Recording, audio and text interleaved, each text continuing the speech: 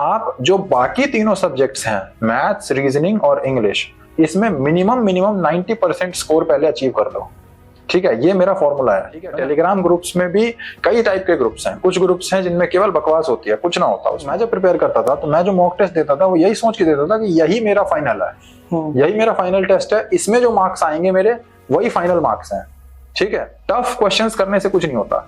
80% questions तो मैं आपको साफ साफ बता रहा हूँ हर सब्जेक्ट में ऐसे होते हैं एक्सेप्ट जीके, जो आप आराम से कर सकते हैं। लोग कहते हैं सिली मिस्टेक्स, सिली मिस्टेक्स ऐसी कोई चीज नहीं होती। तो लोग कहते हैं कि मेरा सिलेबस नहीं हुआ अभी तक, तो मैं मॉक कैसे लगाऊं, सबसे बड़ा क्वेश्चन ये होता है। तो इसका मैं सिंपल सा जवाब देता हूं कि मॉक, अगर आपको बिल्कुल आइडिया नहीं है कि एसएससी सीजीएल किस चिड़िया का नाम है, मैं उन बच्चों की बात कर रहा हूं, तो आपको सबसे पहले सिलेबस पे ध्यान देना है और टाइम फ्रेम पे ध्यान देना है। किसी की भी कही हुई बातों में आने की जरूरत नहीं है कि ये टीचर अच्छा पढ़ाते हैं, ये टीचर बेकार पढ़ाते हैं, ये ऐसे हैं वैसे हैं। आजकल कंट्रोवर्सी का जमाना है। एक चीज माइंड में रखिए कि जो आप पढ़ रहे हैं वो रेलेवेंट होना चाहिए। आप इररेलेवेंट चीजें पढ़ के कुछ नहीं कर पाइएगा। कुछ टीचर्स होते हैं जो एसएससी के क्वेश्चंस करवाते ही नहीं है। बहुत सारे टीचर आज की डेट में वो एसएससी क्वेश्चंस ही नहीं करवाते, वो सीडीएस के करवाते हैं। फेमस टीचर है, अभिनय सर हैं, उनकी लाइन है, वक्त बदलेगा जमाना बदलेगा, सारा जहां अपना होगा, ऐसा कुछ कहते हैं वो। तो वो बिल्कुल सही बात है वो। Hello everyone, welcome to SSC factory. साथियों, आज के वीडियो में हमारे साथ मृदुल पांडे जी हैं। एसएससी सीजीएल 2023 से एक्साइज इंस्पेक्टर बने हैं, तो इनकी जर्नी काफी शानदार है। आज के वीडियो में यही डिस्कस करेंगे कैसे इन्होंने पहले ही प्रयास में एसएससी सीजीएल को क्रैक करा और कैसे एक्साइज इंस्पेक्टर बने, कहां से बिलोंग करते हैं, सारा कुछ इनके बारे में जानेंगे। चैनल पर नए हो, चैनल को सब्सक्राइब कर लेना और हमारे साथ अगर आप टेलीग्राम पे नहीं जुड़े, वहां पे जुड़ जाइए। टॉपर्स के नोट्स वगैरह और जो भी फ्री मटेरियल होता है हम शेयर करते रहते हैं। तो सर, स्वागत है आपका एसएससी फैक्ट्री। Thank you. कैसे हो आप? एक बार ऑडियंस को अपना इंट्रो दे दीजिए। तो मेरा नाम मृदुल पांडे है। मैं एसएससी सीजीएल 2023 में AIR 255 लाके दिल्ली जोन में एक्साइज इंस्पेक्टर की पोस्ट पे, जो कि सीजीएसटी इंस्पेक्टर के नाम से जानी जाती है आजकल, तो उस पोस्ट पे कार्यरत हूँ अभी। और फिलहाल मुझे राजौरी गार्डन डिवीजन अलॉट हुआ है, तो मैंने ज्वाइन करने के बाद वहीं पे काम करना स्टार्ट किया था। हमारी ट्रेनिंग भी हुई थी अभी कुछ दिनों पहले, तो ट्रेनिंग के बाद मेरी फाइनल पोस्टिंग अभी कुछ ही दिनों पहले हुई है, 2 महीने पहले। तो वहीं पे मैंने किया। आप दिल्ली से बिलोंग करते हो? जी। ओके, थोड़ा फैमिली के बारे में बताओ, आपके फैमिली बैकग्राउंड क्या है? जी, मेरी family originally I am from Bihar, Madhubani district, and मेरे फादर पेरेंट्स एंड सब कुछ यहीं पे born and brought up. I was in Delhi itself, and education भी मेरा दिल्ली से ही हुआ था। और उसके बाद से ग्रेजुएशन मैंने Hansraj college DU north campus से किया है, फिजिक्स ऑनर्स BSc। साथ साथ मैं एसएससी का भी थोड़ा बहुत पढ़ रहा था 2023 में ही। तो 22 में मैंने अपना सीजीएल का पहला अटेम्प्ट दिया था without any studying I think, और उसमें फिर मेरा पहले प्री हुआ और प्री के बाद मैंने मेंस के लिए बहुत मेहनत की थी, तो उसके बेसिस पे फिर सिलेक्शन हुआ। कैसे प्रिपरेशन चालू हुई? फिर आपने जैसे 2022 तो कोई कोचिंग नहीं लिया, नहीं, कुछ 2023 में आपने क्या कमियां देखी जिसकी वजह से आपने कोचिंग लिया? कैसे वो ऑनलाइन पढ़े, ऑफलाइन पढ़े, कैसे रहा? पढ़ाई तो मैंने ऑनलाइन ही की है। ऑफलाइन मैंने मतलब यूपीएससी और एसएससी की, कभी भी ऑफलाइन कोई पढ़ाई नहीं की। और कोचिंग जहां तक बात रही, तो कोचिंग का रोल आई थिंक थोड़ा बहुत लिमिटेड ही रहता है मोस्टली, जहां तक मुझे लगता है, क्योंकि मैं पढ़ा भी चुका हूँ पहले, तो मुझे पता है ये बात कि सेल्फ स्टडी सबसे ज्यादा मैटर करती है। कोई भी बच्चा, जैसे किसी भी टीचर के बैच में आप देख लीजिए हजारों बच्चे होते हैं, लेकिन सबका सिलेक्शन नहीं होता। उसका रीजन यही है कि जो बच्चा सेल्फ स्टडी पे पहले फोकस करता है, उसके बाद अपनी नीड के अकॉर्डिंग कोचिंग करता है। जैसे मान लीजिए मुझे पता है कि इस टीचर का ये टॉपिक इन्होंने बहुत अच्छा पढ़ा रखा है, तो मैं वो टॉपिक जरूर पढ़ूंगा, चाहे मुझे कोई ये बोले कि वो टीचर अच्छा नहीं पढ़ाते, लेकिन फिर भी अगर उन्होंने वो टॉपिक स्पेसिफिकली अच्छा पढ़ा रखा है तो मैं जरूर पढ़ूंगा उनसे। जैसे गगन सर हो गए, अभिनय सर हो गए, सब अच्छा पढ़ाते हैं, लेकिन किसी को लगता है कि वो अच्छे नहीं है तो वो फिर उनका कुछ भी पढ़ाया हुआ नहीं देखते। किसी को लगता है वो अच्छे नहीं है तो वो कुछ भी नहीं देखते। फिर तो मेरा ऐसा नहीं था, मैंने सबसे जो मुझे लगता था कि मुझे जरूरत है, मैंने अपनी नीड के अकॉर्डिंग पढ़ा है। तो ये था मेरा सबसे, जो मुझे लगता है इंपॉर्टेंट है बच्चों के लिए सुनना।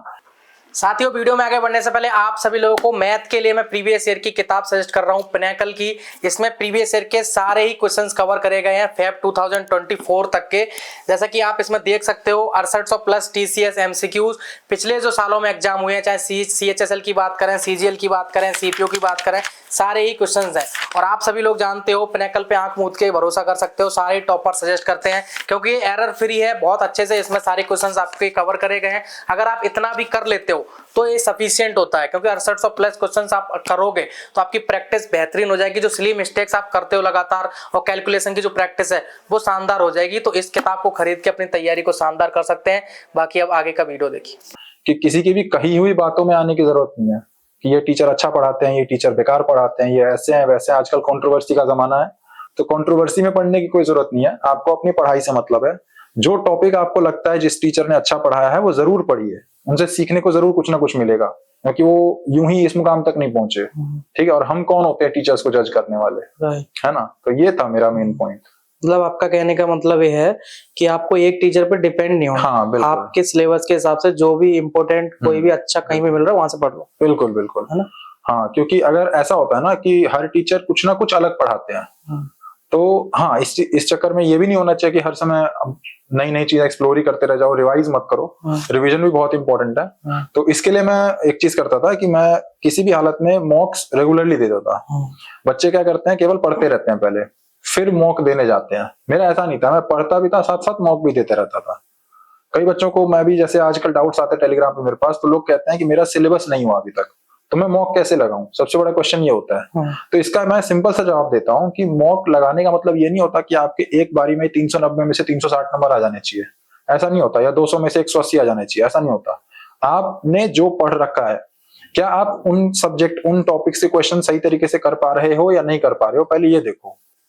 आपके क्या होंगे, जैसा था पहले मॉक में 80 नंबर आएंगे, बस, कोई दिक्कत नहीं है। हर बच्चे के ऐसे ही आते हैं। मेरे भी स्टार्टिंग में जब मैंने मॉक देने स्टार्ट किए थे तो 90 आते थे 200 में से। तो और एक टाइम ऐसा भी था जब 180+ आते थे, सेम सीजीएल के ही मॉक्स में। तो इसलिए डिमोटिवेट नहीं करना है खुद को हमेशा मोटिवेटेड रखना है, और अपनी नीड के अकॉर्डिंग जो डाउट्स हैं, जिस चीज में दिक्कत आ रही है, उन चीजों पे सबसे ज्यादा ध्यान देना है। जैसे कि जो फ्रेशर स्टूडेंट है, अभी तैयारी में एंटर ही करेंगे, तो शुरुआती जो स्टेप्स होते हैं उनमें आपको क्या लगता है कि शुरुआती स्टेप्स क्या लेना चाहिए एक फ्रेशर स्टूडेंट्स को, क्योंकि शुरुआती में कोई गलतियां ना कर बैठे कि उनका समय बर्बाद हो जाए, तो उनके लिए थोड़ा बताओ। सबसे पहले तो आपको पता ही होगा, सीजीएल का हर साल नोटिफिकेशन निकलता है, जो एक फिक्स टाइम है, अराउंड मार्च अप्रैल के आसपास यूजुअली निकलता है। हालांकि कैलेंडर चेंज होता रहता है हर साल, तो आप उसके लिए भी एक बार एसएससी के वेबसाइट पे रेगुलरली कैलेंडर देखते रहें कि किस एग्जाम का नोटिफिकेशन कब निकलने वाला है। तो उस नोटिफिकेशन में ना बहुत सारी चीजें दी होती हैं। सबसे पहले वैकेंसीज दी होती हैं, पोस्ट दी होती हैं, ग्रेड पे दे रखा होता है, हर चीज दे रखा होता है। टेंटेटिव एग्जाम मंथ भी दे रखा होता है, डेट तो नहीं, लेकिन एग्जाम कब किस मंथ में होगा ये दे रखा होता है पहले से।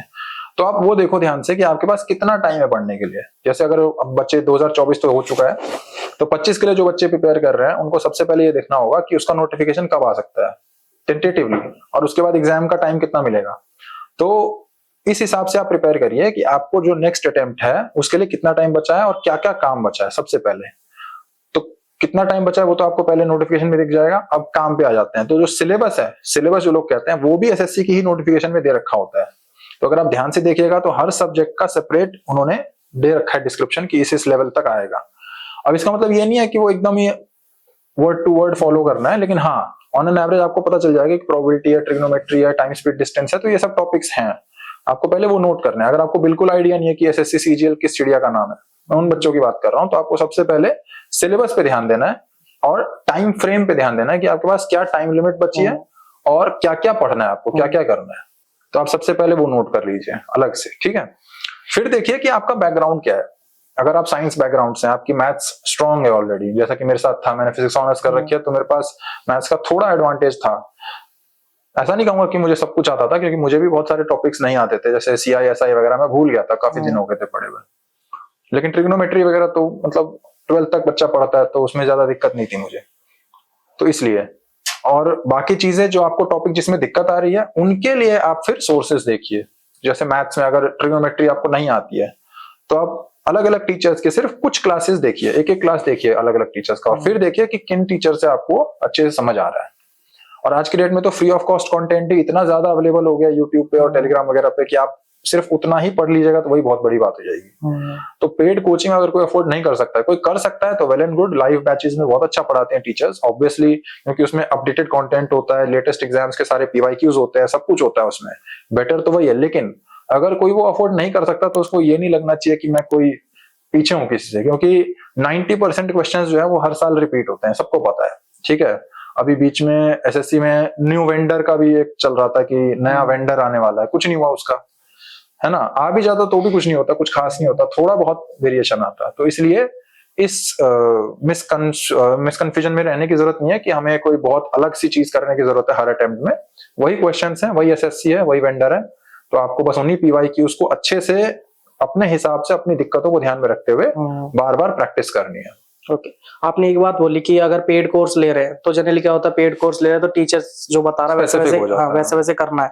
अगर कोई बिना कोचिंग के, मतलब बिना पेड कोर्स के फ्री में करने जा रहा है, तो अभी क्या है, बहुत ज्यादा कंटेंट अवेलेबल है ना, बहुत ज्यादा कंटेंट, तो वो भी एक मतलब घातक ही एस्पेक्ट है, क्योंकि वो फ्रेशर है, वो खुद कंफ्यूज हो जाता है। तो अभी आप सोशल मीडिया पे नजर रख रहे हो, आप बहुत सारे ग्रुप्स में ऐड भी हो, बहुत सारे एस्पिरेंट्स की हेल्प करते रहते हो, तो आपको क्या लगता है, ये टेलीग्राम ग्रुप चल रहे हैं, बहुत सारे टॉपर्स के चैनल है, मेरा वीक चैनल है, तो इन सब में से आपको क्या लगता है, कौन सी ऐसी ऐसी एक्टिविटीज हो रही हैं जो फ्रेशर स्टूडेंट समझ नहीं पाते और उनमें इन्वॉल्व होकर अपना समय बर्बाद कर देते हैं?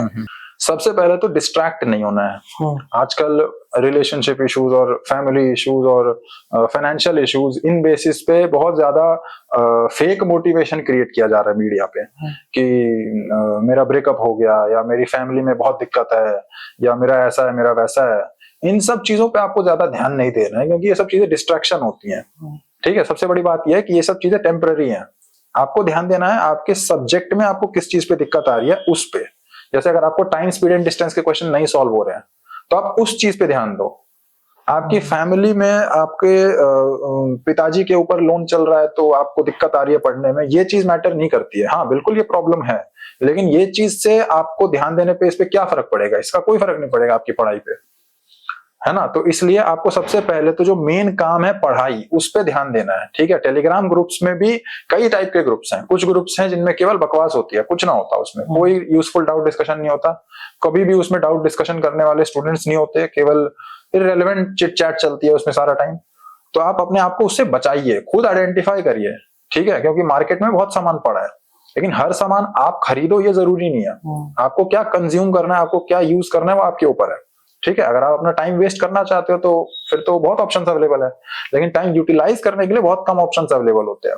तो उन ग्रुप्स में आप ज्यादा एक्टिव रहिए, या उन्हीं ग्रुप्स में ऐड रहिए जिनमें एक्चुअली यूजफुल डाउट डिस्कशंस होती हैं और जिनके एडमिन उन डिस्ट्रैक्टिंग मेंबर्स को बार बार निकालते रहते हैं बाहर। अगर एडमिन ही एक्टिव नहीं है किसी टेलीग्राम ग्रुप पे, तो फिर उनका तो कोई काम ही नहीं है, उन ग्रुप्स में रहने का तो कोई काम ही नहीं है। ठीक है, क्योंकि उनमें फिर कोई भी बातचीत होगी, कोई डिलीट नहीं करेगा, कोई कंट्रोलिंग नहीं है, तो फिर उनमें आप क्यों रहिएगा। लेकिन जिसमें आपको अपने डाउट सॉल्व हो रहे हैं, लोगों के डाउट्स देखने को मिल रहे हैं यूजफुल, उन ग्रुप्स में ऐड होने का लॉन्ग टर्म में भी फायदा होता है। ओके, थोड़ा ना आपके बारे में थोड़ा और बताओ, जैसे कि शुरू में तो सबको ही पता नहीं होता कि क्या करना है, ये अभी जैसे आप बता रहे हो तो अभी आपको और क्लैरिटी आई है तैयारी के बाद, एस्पिरेंट से जुड़े हो और भी टॉपर्स आपके दोस्त हैं। जैसे जब आप तैयारी कर रहे थे तो उस टाइम आपको क्या लगता है, आपने भी कुछ ऐसी गलतियां करी थी उस टाइम जो बाद में आपको रियलाइज हुआ कि गलती थी मेरी, इसको नहीं करना चाहिए? तो ऐसी नंबर ऑफ मिस्टेक्स जो नए बच्चे ना करें ताकि वो जल्दी जल्दी सिलेक्शन ले पाए। बिल्कुल, मैंने आपको बताया ही था कि मुझे पहले रियलाइज नहीं हो रहा था कि मॉक टेस्ट बहुत ज्यादा इंपॉर्टेंट होते हैं। अभी भी बच्चों के मैं डाउट्स देखता हूँ ना, तो उनको सबसे ज्यादा दिक्कत ये आती है कि सर मॉक में नंबर नहीं आ रहे, तो हम क्या करें। तो इसके लिए दो चीजें ध्यान में रखने वाली बात है। सबसे पहले कि जो मॉक का स्कोर है वो आपका एक्चुअल स्कोर नहीं है। ठीक है, वो आपको याद रखना है कि ये आप एक प्रैक्टिस दे रहे हो, ये बस एक क्या कहते हैं मिरर है आपके अभी तक की प्रिपरेशन का, ये फाइनल स्कोर नहीं है। इसको आप इंप्रूव करोगे, तो इंप्रूव करने के लिए क्या करना है, आपको उन्हीं टॉपिक्स पे ध्यान देना है जो आप गलत कर रहे हो मॉक में या आपसे नहीं हो रहे हैं।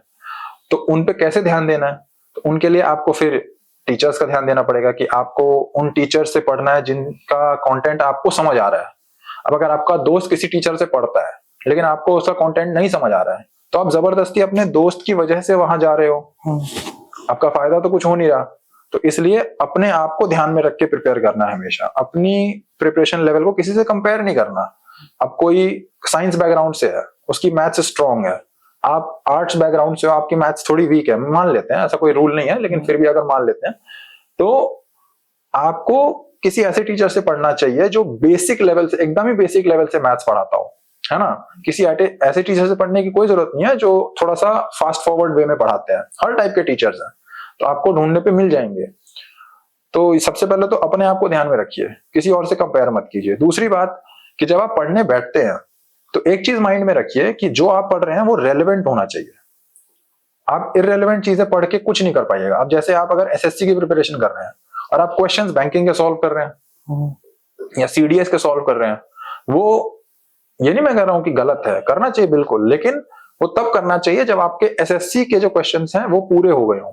जब आपको लग रहा है कि आपका जो क्वेश्चन बैंक है प्रीवियस ईयर क्वेश्चंस का, आई होप सब प्रीवियस ईयर क्वेश्चन बैंक से प्रिपेयर करते ही हैं, तो वो जब पूरा हो जाए, जब आपको लगे कि हाँ मैंने इनके सारे क्वेश्चंस कर लिए हैं, जो कि बहुत मुश्किल है, लेकिन फिर भी अगर आपको लग रहा है तब आपको उन पे जंप करना चाहिए। कुछ टीचर्स होते हैं जो एसएससी के क्वेश्चंस करवाते ही नहीं है। बहुत सारे टीचर आज की डेट में वो एसएससी क्वेश्चंस ही नहीं करवाते, वो सीडीएस के करवाते हैं सीधा, और बताते हैं कि सीडीएस क्वेश्चन ज्यादा टफ है इसलिए वो ज्यादा यूजफुल है। टफ क्वेश्चंस करने से कुछ नहीं होता। 80% क्वेश्चंस तो मैं आपको साफ साफ बता रहा हूं हर सब्जेक्ट में ऐसे होते हैं एक्सेप्ट जीके, जो आप आराम से कर सकते हो। बिल्कुल मतलब 1 महीने 2 महीने 3 महीने की प्रिपरेशन के साथ आप आराम से कर लोगे। ऑलमोस्ट 6 महीने में आप चाहो तो बहुत अच्छे से प्रिपेयर कर सकते हो सारे सब्जेक्ट्स, ठीक है। हाँ, जीके थोड़ा सा टाइम टेकिंग है, जिसका मैं आपको बताऊंगा सोल्यूशन, उसका भी एक सोल्यूशन है। बाकी सब्जेक्ट्स तो आप 6 महीने में बहुत आराम से प्रिपेयर कर सकते हो, और उस बेसिस पे आपके 80% टू मतलब 70% क्वेश्चन तो बहुत आराम से हो जाएंगे। हाँ, कंपटीशन उन 20% में आ जाता है, तो उसके लिए फिर आपकी अपनी एफर्ट्स है, अपनी डेडिकेशन है। जितना कम डिस्ट्रैक्ट होगे उतना ज्यादा मार्क्स आएंगे।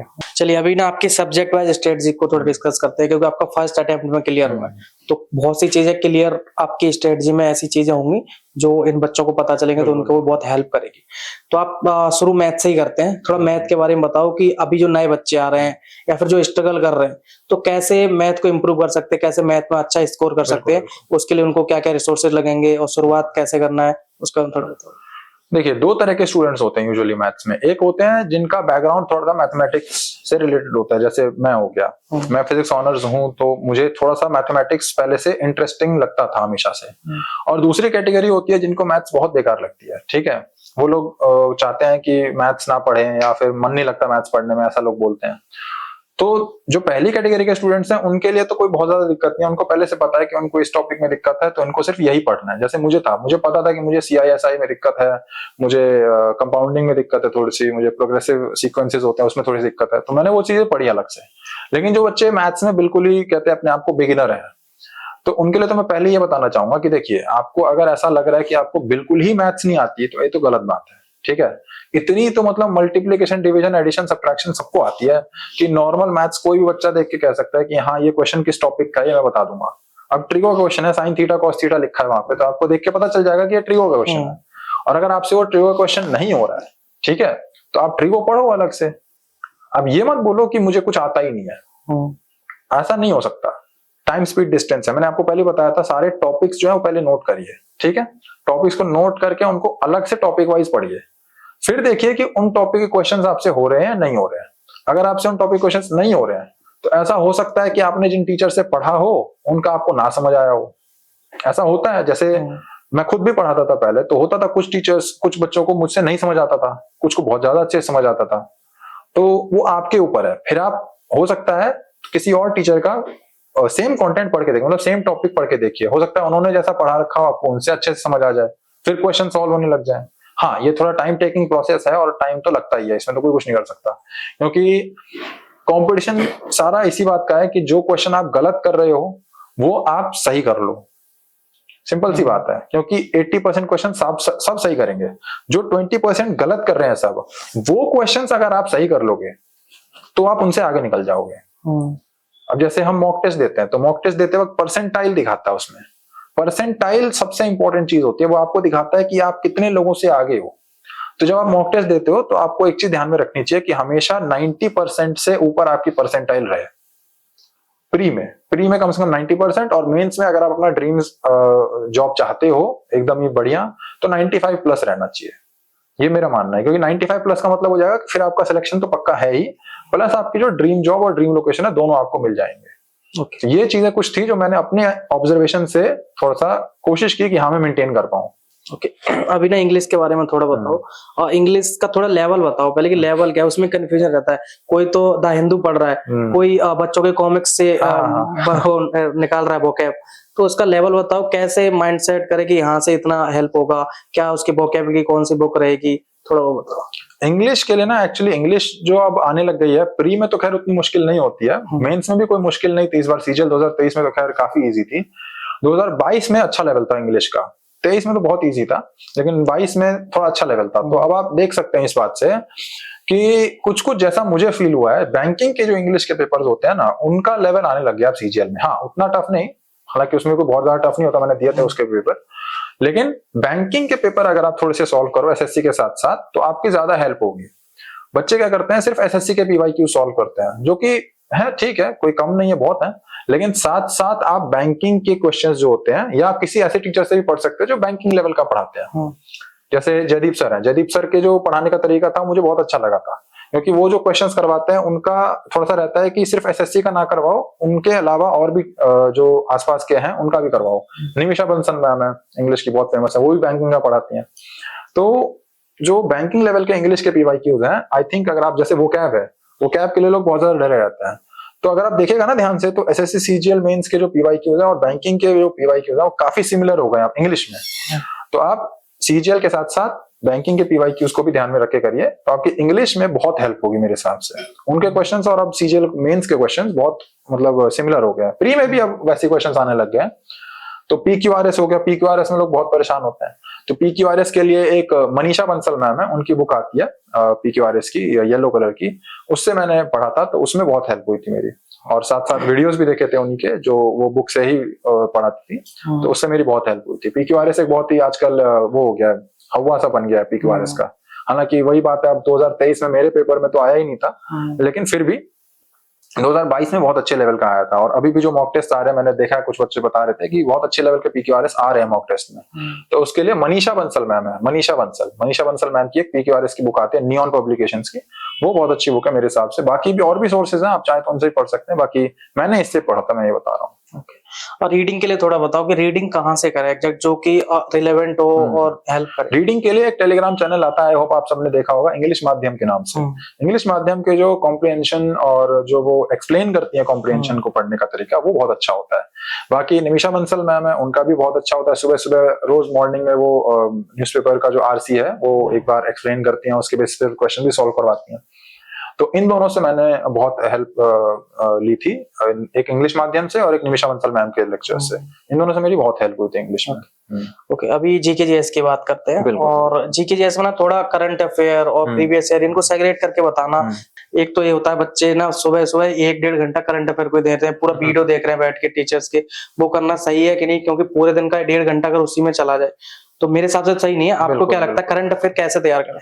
देखिए, जीके और मतलब करंट अफेयर्स तो है ही सबसे ज्यादा अनप्रिडिक्टेबल, और ओवरऑल जीके की अगर मैं बात करूं ना, तो GK is the most dicey subject. सबसे ज्यादा जो रिस्की है ना इन्वेस्टमेंट टाइम का, वो जीके में ही है। आप दिन में 10 घंटा जीके पढ़ सकते हो, लेकिन फिर भी आपके उतने मार्क्स नहीं आएंगे जितना आप एक्सपेक्ट कर रहे हो। सबसे बड़ी दिक्कत यह है। तो आपको ये चीज पहले मेक श्योर करनी होगी, अपने एंड पे इंश्योर करनी होगी कि आप जो बाकी तीनों सब्जेक्ट्स हैं, मैथ्स, रीजनिंग और इंग्लिश, इसमें मिनिमम 90% स्कोर पहले अचीव कर लो। ठीक है, ये मेरा फॉर्मूला है। मैंने हमेशा सबको यही बोला है कि पहले आप एमआरई मैथ्स, रीजनिंग, इंग्लिश, इसमें 90% स्कोर मिनिमम टारगेट करो। ठीक है, और जब ये अचीव हो जाए तब साथ साथ जीके पढ़ते रहो जितना आपका हो रहा है। उसके बाद मतलब उसके अलावा जितना टाइम मिल रहा है, दिन में 1 घंटा हो गया, 2 घंटा हो गया, आप जीके पढ़ो, ऐसा नहीं है कि मत पढ़ो। लेकिन जो एक कहते हैं ना कि दिन में खाली जीके पढ़ रहे हैं, सुबह सुबह करंट अफेयर्स, फिर जीके, पूरे दिन जीके ही पढ़ रहे हैं, उनको लग रहा है मैथ्स रीजनिंग तो हो जाएगी। नहीं, ऐसा नहीं होता, इतना आसान नहीं होता। तो पहले आप अपना सिलेक्शन इंश्योर कर लो कि आपका सिलेक्शन हो जाए। उसके लिए आपको मैथ्स, रीजनिंग और इंग्लिश में पहले 90% स्कोर करना पड़ेगा। उसके बाद जब आपका कंसिस्टेंटली मॉक्स में मैथ्स, रीजनिंग, इंग्लिश मिला के 90% स्कोर आ रहा है, तब आप जीके पे अच्छे से फोकस करो। दिन में 4 घंटे भी पढ़ोगे तब तो कोई दिक्कत नहीं है। ये हो गई बात जीके की। अब आते हैं करंट अफेयर्स पे। तो करंट अफेयर्स के लिए ना आजकल बहुत सारे सोर्सेज हो गए हैं, बहुत ज्यादा सोर्सेज हो गए हैं, और ये पता नहीं चलता कि कहाँ से आ रहे हैं क्वेश्चंस।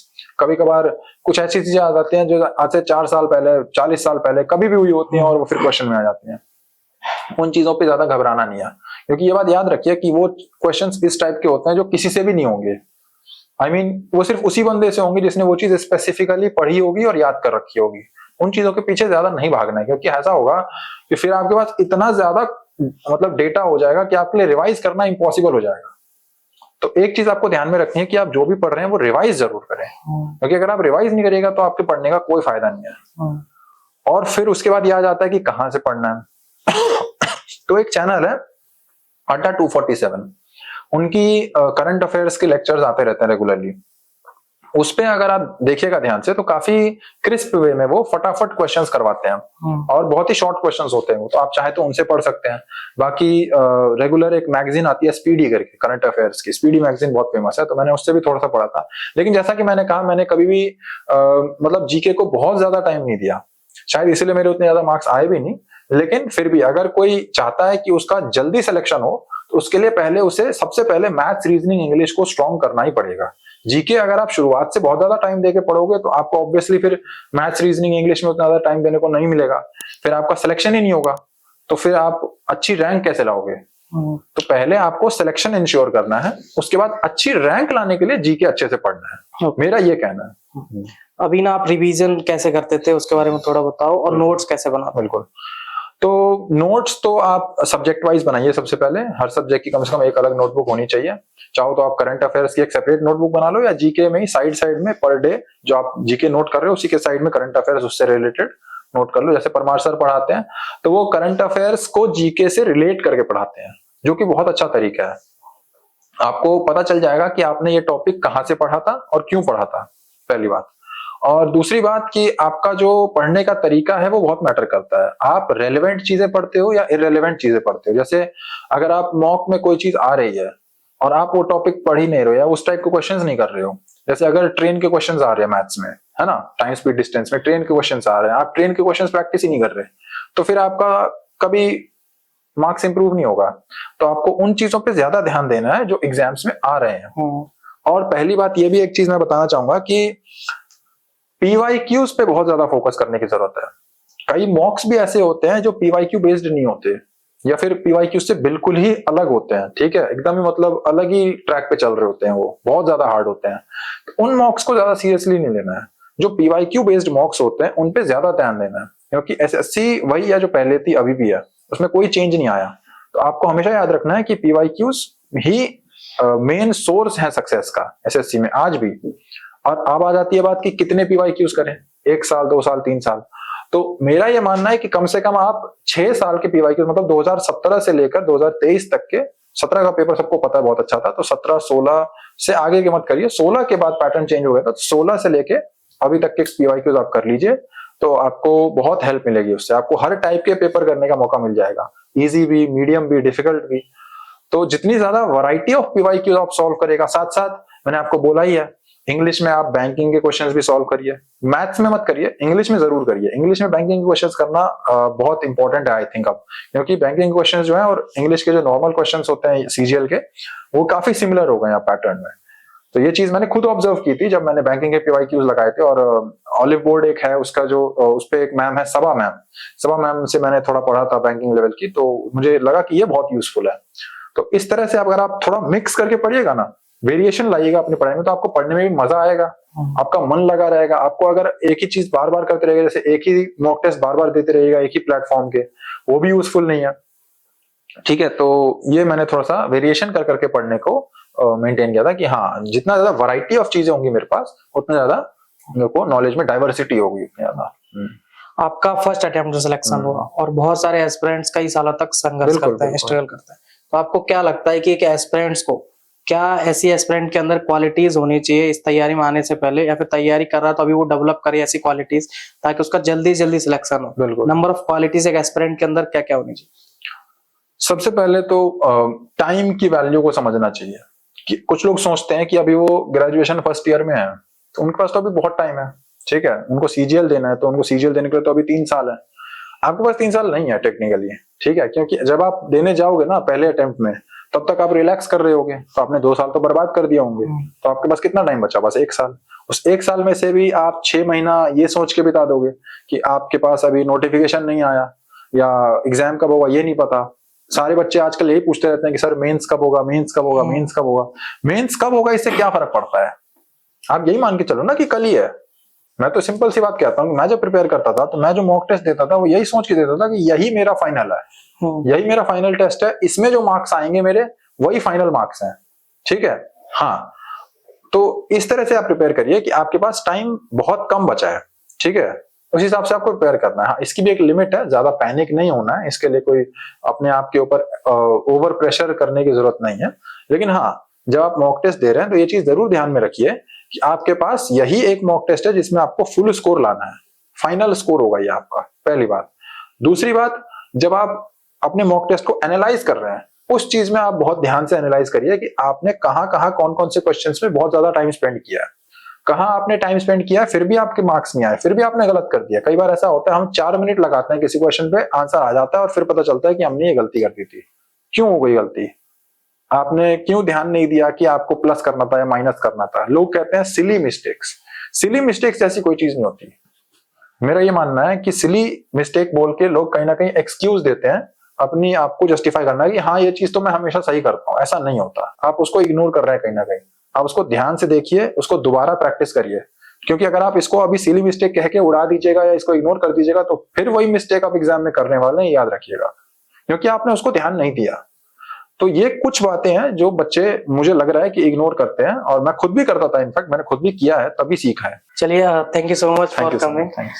साथियों, आपको भी बहुत कुछ सीखने को इस वीडियो से मिला होगा। जैसा कि मैं यहाँ पे बैठा तो मैंने बहुत सी नई चीजें सीखी आज इस इंटरव्यू से, तो वो चीजें आपने भी समझी होंगी, सीखी होंगी।